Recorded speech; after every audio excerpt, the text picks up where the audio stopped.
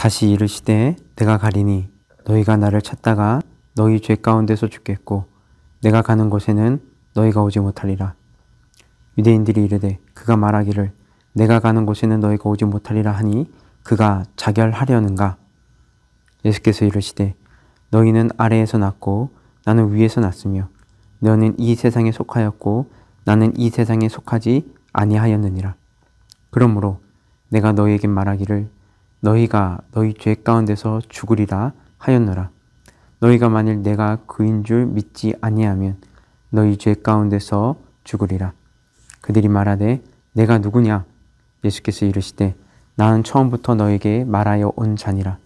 내가 너희에게 대하여 말하고 판단할 것이 많으나 나를 보내신 이가 참되심에 내가 그에게 들은 그것을 세상에 말하노라 하시되 그들은 아버지를 가리켜 말씀하신 줄을 깨닫지 못하더라.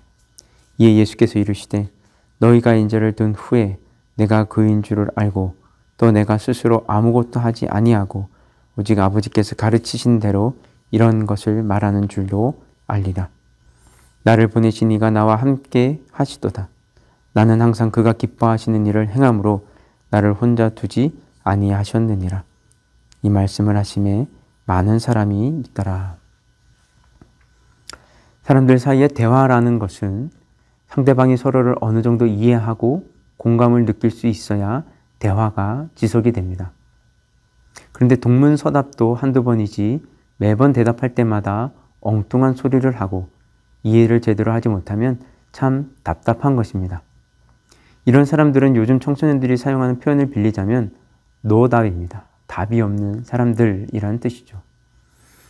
요한복음에는 예수님과 유대인들의 대화가 많이 나옵니다. 그런데 이 유대인들은 예수님과 대화를 하면서 엉뚱하게 이해를 하고 엉뚱한 대답을 하기도 합니다. 어찌 보면 노답, 답이 없는 사람들처럼 보여집니다.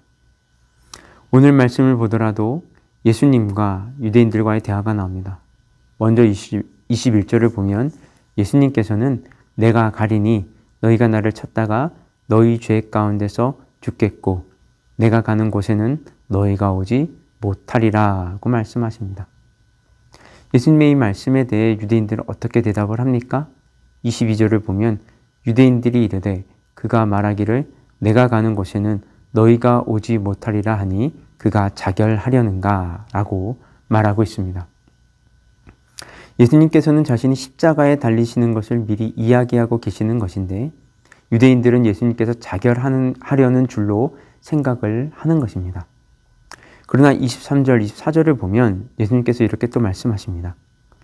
예수께서 이르시되 너희는 아래에서 났고 나는 위에서 났으며 너희는 이 세상에 속하였고 나는 이 세상에 속하지 아니하였느니라. 그러므로 내가 너희에게 말하기를 너희가 너희 죄 가운데서 죽으리라 하였노라.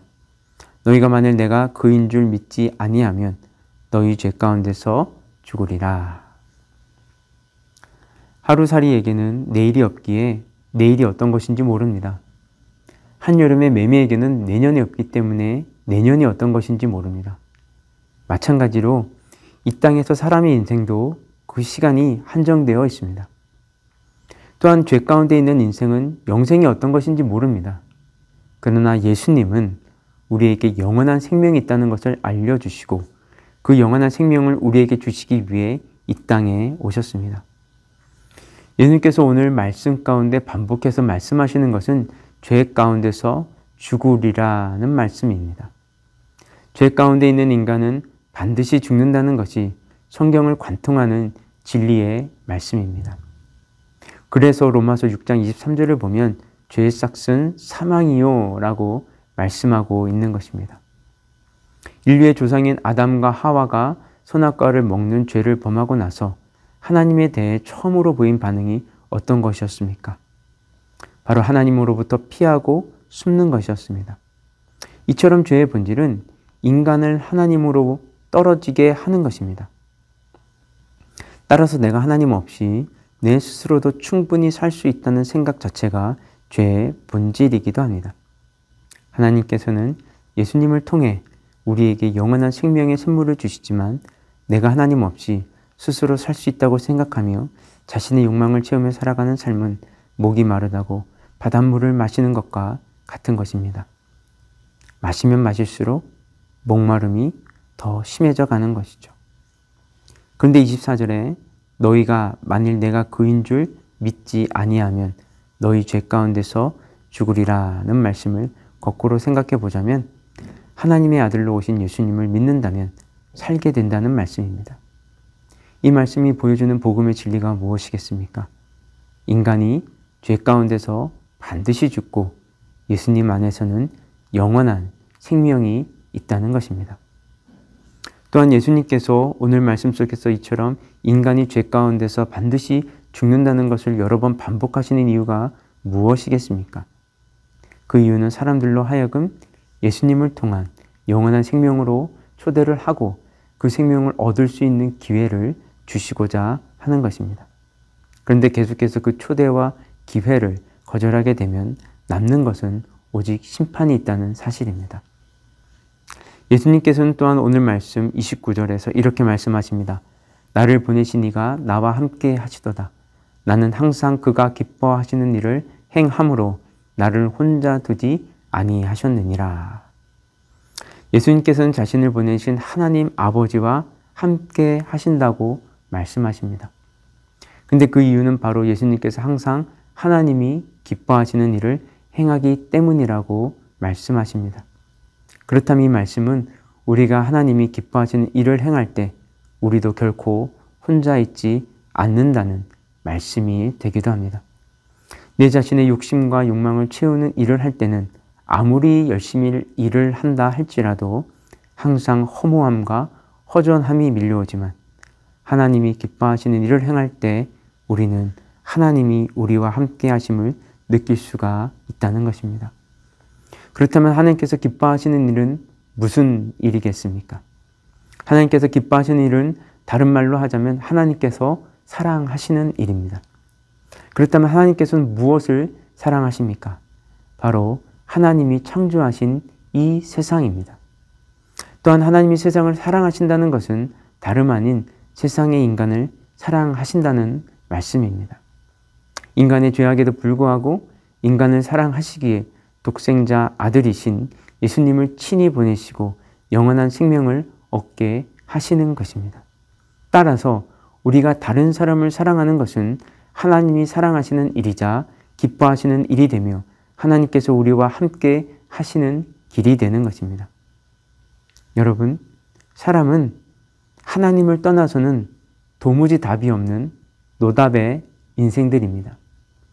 그러나 하나님께서는 우리를 먼저 사랑해 주셨기에 인생에 답이 없는 우리들에게 먼저 찾아와 주셔서 예수님을 통한 영원한 생명이라는 인생의 답을 주시고 믿게 하시는 주님이 되십니다.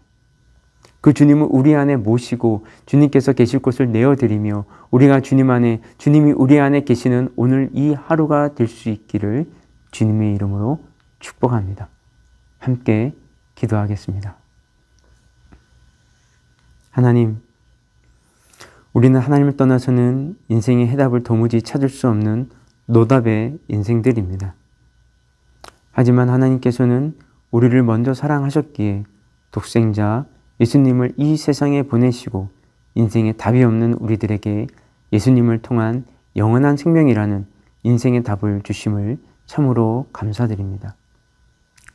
그러하기에 오늘 이 하루도 그 주님을 우리 안에 모시고 주님께서 계실 곳을 내어드리며 우리가 주님 안에, 주님이 우리 안에 계시는 한 날이 될 수 있게 하여 주시옵소서.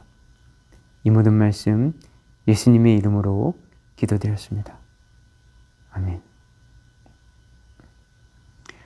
계속해서 개인 기도 제목 가지고 기도하며 나아가도록 하겠습니다.